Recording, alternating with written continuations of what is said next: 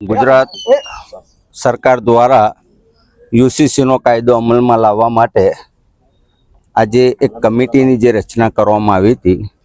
એ કમિટીના સભ્યો દ્વારા ગોધરા ખાતે કલેક્ટર કચેરીમાં પંચમહાલ જિલ્લાના તમામ લોકોને, નાગરિકોને, સંસ્થાઓને યુસીસીનો કાયદો અમલમાં લાવવો કે નહીં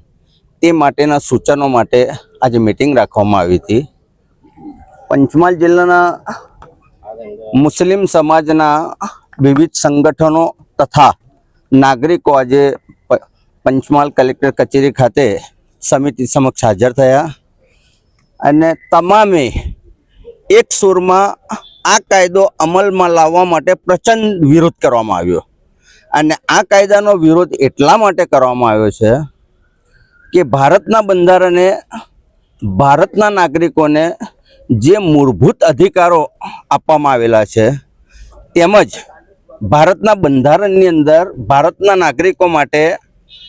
ધાર્મિક સ્વતંત્રતા જે આપવામાં આવેલી છે તેને તોડવા માટે અને માત્ર માઇનોરિટીઝને ટાર્ગેટ કરવા માટે હાલનો કાયદો લાવવામાં આવી રહ્યા હોય તેમજ ભારતના બંધારણના આર્ટિકલ 44નો સહારો લઈને યુસીસીના નામ પર ભારતના અલગ અલગ રાજ્યોમાં યુસીસીનો અલગ અલગ કાયદો કરી રાજ્યોને તોડવા માટેની જે કવાયત કરવામાં આવી રહી છે તેના માટે